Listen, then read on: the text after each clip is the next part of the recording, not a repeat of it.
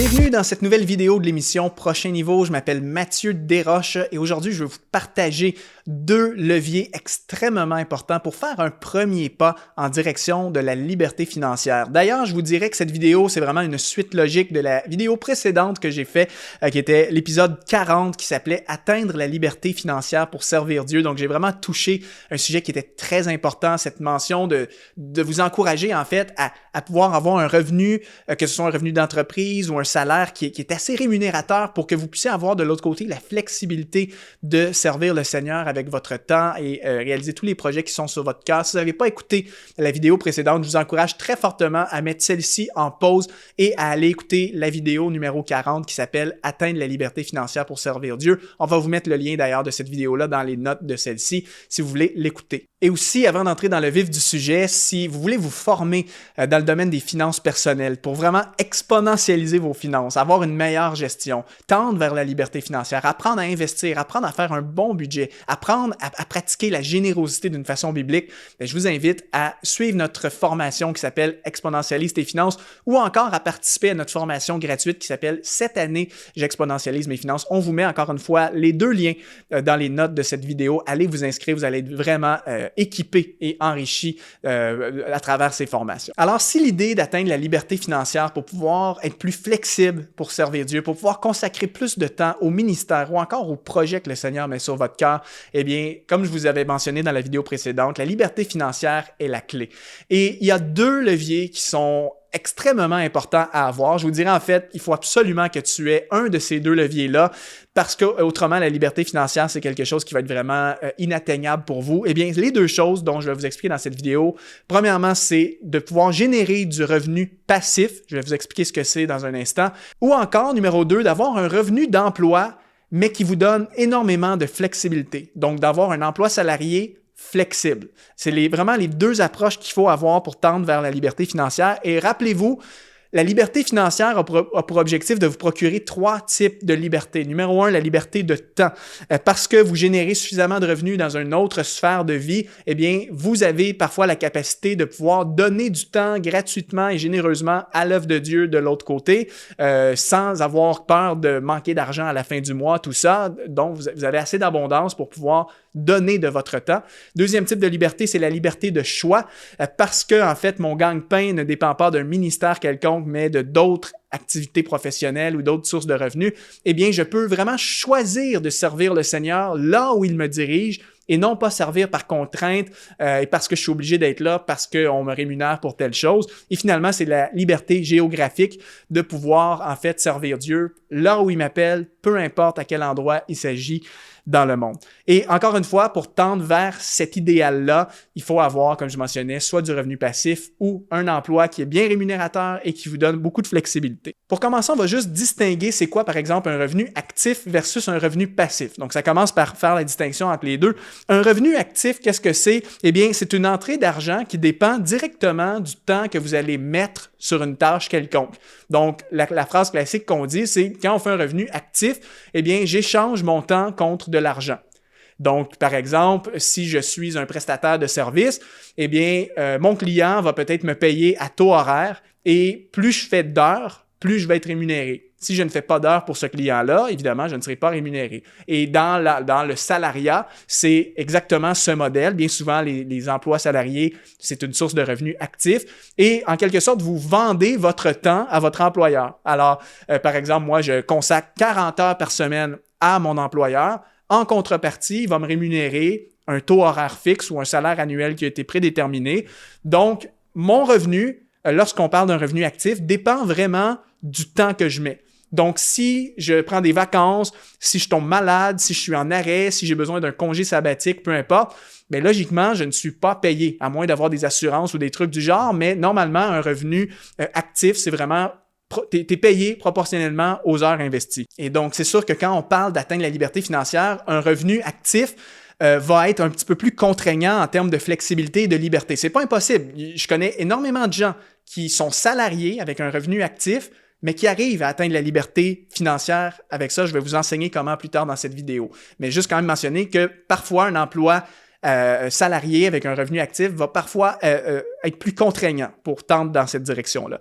Merci de me donner ton attention pendant quelques instants. Si tu es inspiré par le contenu que tu reçois sur Exponentiel TV, si tu as été touché d'une façon ou d'une autre, si ça t'a parlé à travers chacune de nos émissions, eh bien, j'aimerais faire appel à toi aujourd'hui en rejoignant les activateurs de destinée, en devenant un partenaire de cette mission. On veut rejoindre des multitudes de personnes comme toi pour impacter leur vie, les amener dans leur destinée. Alors, c'est simple. Tu vas dans le lien qui apparaît dans la description de cette vidéo et tu peux faire un don, tu peux devenir un partenaire mensuel et rejoindre ceux qui permettent la réalisation de ces émissions. Je te remercie déjà.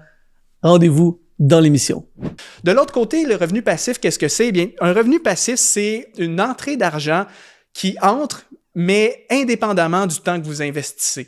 Donc, le revenu, en fait, n'est pas proportionnel au temps investi et souvent, un revenu passif va être rendu possible par de l'automatisation des processus parce que, par exemple, on a délégué le travail et donc les choses peuvent rouler sans notre intervention ou parfois parce qu'on vend, par exemple, un produit qui a déjà été créé une fois et à cause de ça, ben, j'ai pas d'efforts supplémentaires à mettre pour vendre. Tu sais, que je vende un produit ou 20 produits, un coup que celui-ci a été créé, ce n'est plus limité de mon temps. Ça dépend juste de la clientèle et parfois de mes efforts marketing pour pouvoir avoir un maximum de revenus. Et le revenu passif, ce qui est intéressant, donc, c'est qu'il entre en tout temps. Un revenu passif, ça peut arriver 24 heures par jour, 7 jours sur 7, peu importe où est-ce que tu es dans le monde. Encore une fois, parce que celui-ci ne dépend pas du temps qui a été investi. Donc, pour vous aider à comprendre quelques exemples de revenus passifs, ben, tout ce qui est immobilier, hein, location de maisons de vacances, location d'appartements, donc ça, c'est un revenu qui est passif. Tu récoltes les loyers, les revenus de location sans que tu mettes forcément plus de temps. Location diverse, hein, par exemple, je connais un entrepreneur qui, lui, s'est acheté quelques voitures et a mis ses voitures en location via des sites web de location de voitures. Et lui, à chaque mois, il fait des gros revenus automatisés, passifs, liés à son entreprise de location de voitures.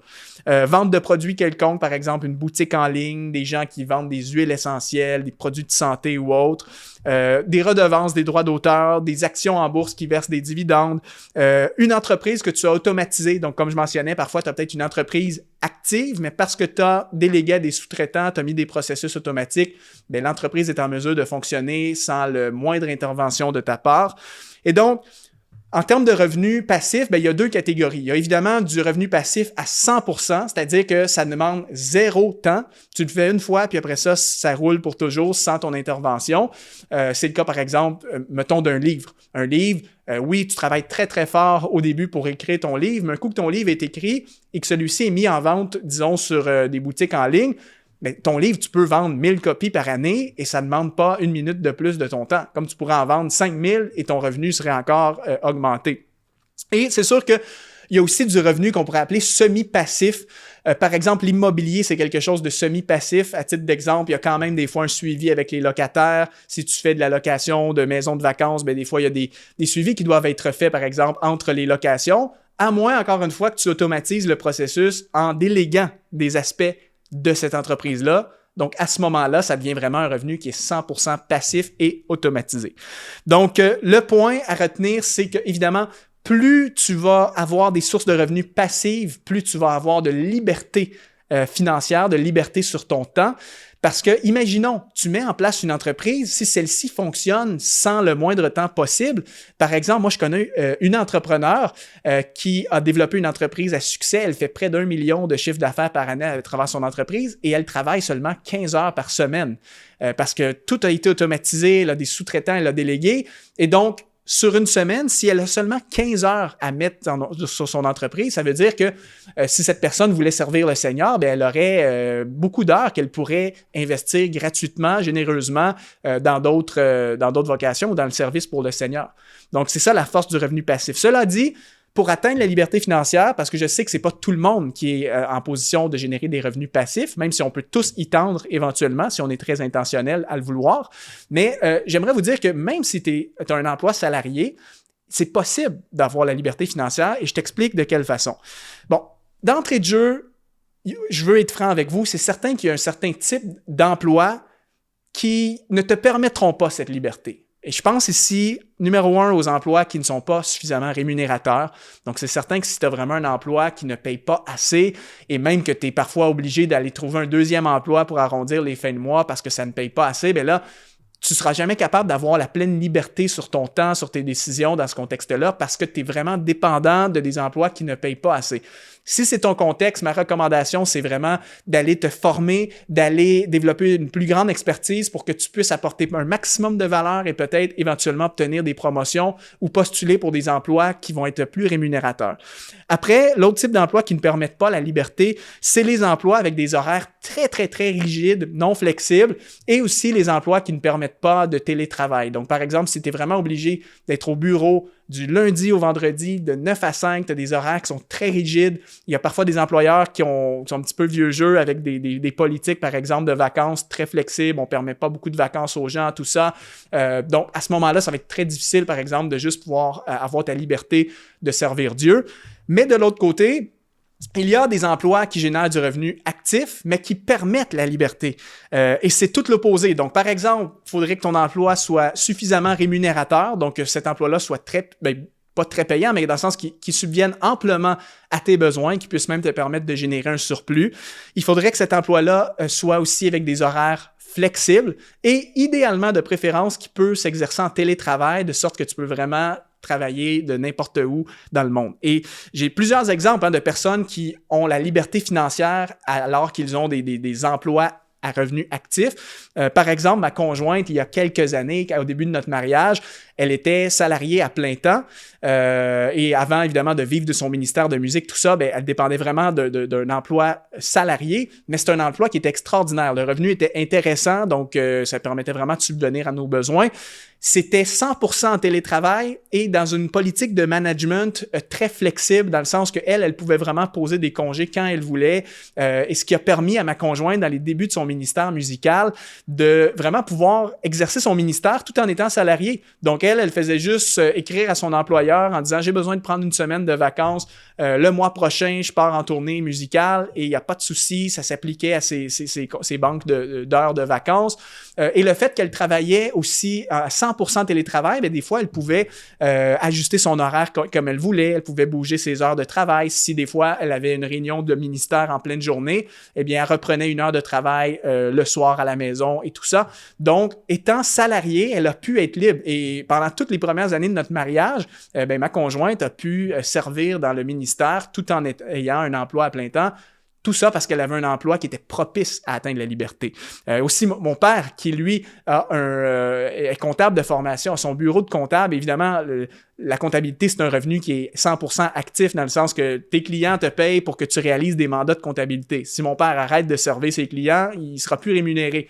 Mais étant donné que son type d'emploi est bien rémunérateur, c'est des professions qui sont payantes, eh bien, ça lui a toujours donné la liberté de pouvoir servir le Seigneur gratuitement dans d'autres sphères. Mon père, je l'ai toujours vu toute ma jeunesse s'investir dans des églises locales, prêcher, donner du temps, même parfois des journées complètes dans sa semaine. Des fois, il renonçait à ses heures d'entreprise et il les consacrait au ministère parce que de l'autre côté, il finançait sa voix à travers un revenu qui permettait de couvrir ses besoins. Donc, c'est tout à fait possible, en fait, de pouvoir atteindre la liberté financière, même si tu es salarié. Il faut par contre que ton emploi soit flexible, bien rémunérateur et que tu puisses de préférence être flexible au niveau de tes horaires et puis être en télétravail, de préférence. Et puis ensuite, c'est sûr que si tu veux atteindre la liberté financière à travers les revenus passifs, comme on a mentionné tout à l'heure, comme j'ai mentionné, il y a vraiment deux catégories. C'est soit d'avoir une entreprise qui génère des revenus semi-passifs, donc de pouvoir générer des revenus semi-passifs. À titre d'exemple, mon entreprise, j'ai une entreprise en ligne de coaching et formation dans le domaine de la gestion du temps. Je considérais que ça génère du revenu semi-passif, dans le sens que je suis capable de générer des revenus en tout temps. Je peux être en studio ici, il peut y avoir des ventes qui se font via mon site Internet. Donc, en quelque sorte, c'est du revenu passif, ça ne me demande pas que je mette du temps pour réaliser la vente, mais par contre, c'est semi-passif parce que c'est une grosse machine qu'il faut alimenter dans le sens que il faut que j'enregistre des podcasts, que je fasse des efforts marketing, que je sorte des nouveaux produits pour mes clients. Donc, je ne pourrais pas juste m'asseoir et ne rien faire pendant 2 ans puis engendrer le revenu. Il faut aussi que je l'alimente. Donc, c'est semi-passif, mais mon entreprise, c'est intéressant parce que ça me donne quand même beaucoup de flexibilité. Je peux aujourd'hui prendre ma journée pour être en studio, sachant que mes processus sont assez automatisés de l'autre côté dans mon entreprise pour que ça marche sans mon intervention. Et demain, par contre, je reviendrai dans mon entreprise pour faire les efforts qui doivent être faits. Et puis toujours dans la catégorie du semi-passif, bien, les exemples que j'ai donnés tout à l'heure, hein, l'immobilier, c'est du semi-passif. Des entreprises dont la gestion a été déléguée, c'est du semi-passif parce que, évidemment, oui, tu délègues des portions de ton entreprise à des gens de confiance, mais en tant que propriétaire d'entreprise, il en demeure pour moi qu'il faut quand même exercer une supervision. Quelqu'un qui m'inspire beaucoup dans ce domaine, que vous connaissez peut-être sur la chaîne Exponentielle, a fait plusieurs vidéos avec Luc, c'est Johan Defontaine, qui est un entrepreneur à succès dans le domaine de l'immobilier. Et lui, justement, son entreprise marche super bien. Johan a presque tout délégué les opérations de son entreprise et a vraiment mandaté un gestionnaire d'opérations qui gère tout le quotidien de l'entreprise, qui permet à Johan, même parfois d'aller dans d'autres pays, de s'investir dans le ministère, mais son entreprise fonctionne quand même. C'est juste que c'est semi-passif dans le sens que Johan doit quand même mettre un certain nombre d'heures sur son entreprise pour diriger son équipe, assurer la vision, mais c'est un bel exemple d'entrepreneuriat semi-passif. Et puis, dernièrement, ben, il y a le revenu qui est 100% passif, et là, ici, c'est vraiment des avenues où est-ce que tu n'as vraiment rien à faire. On peut penser ici des fois à des revenus à commission, par exemple, promouvoir des produits, tu fais un truc et puis après ça ramène un certain nombre de ventes, des droits d'auteur comme j'ai mentionné, des revenus de dividendes si tu as des actions qui reversent des dividendes. Alors voilà les différentes façons. Donc, vous voyez, la liberté financière, c'est atteignable. Il faut juste que tu aies les bonnes stratégies puis que tu choisisses ton mix de tout ça. Et peut-être que tu as si par exemple, tu as un emploi à revenu actif qui ne te donne pas aucune flexibilité, mais peut-être que tu pourras envisager, là, aujourd'hui, de chercher des façons de générer du revenu qui est 100% passif. Donc, de cette manière, tu as ton emploi qui te demande du temps, mais si tu commences à générer du revenu passif, éventuellement, ça va contrebalancer et peut-être que tu pourras changer d'emploi, réduire tes heures et avoir plus de liberté après pour servir le Seigneur. Ou peut-être que tu as une entreprise qui fonctionne avec un modèle actif. Est-ce que tu ne pourrais pas peut-être envisager plus d'automatisation, plus de délégation pour que ça devienne un peu plus automatisé et donc passif. Et le temps que tu vas dégager dans la gestion quotidienne de ton entreprise, tu pourras peut-être l'investir à servir le Seigneur dans peu importe ce que tu as à cœur. Donc, j'espère que ça vous inspire. Et puis, tout ça, ben, comme j'ai mentionné dans la vidéo précédente, l'apôtre Paul fonctionnait un petit peu d'après ce modèle-là, dans le sens qu'il avait son métier de fabricant de tentes qui lui donnait vraiment la liberté financière de pouvoir servir le Seigneur, peu importe dans quelle ville il l'appelait. Il n'était pas dépendant d'une église locale en particulier, mais l'apôtre Paul finançait lui-même sa voie à travers son entreprise. L'apôtre Paul, à l'époque, bon, il n'y avait pas toutes les technologies, ça devait être une entreprise à revenus actifs, mais quand même, ça lui permettait de pouvoir servir le Seigneur et d'avoir un impact extraordinaire.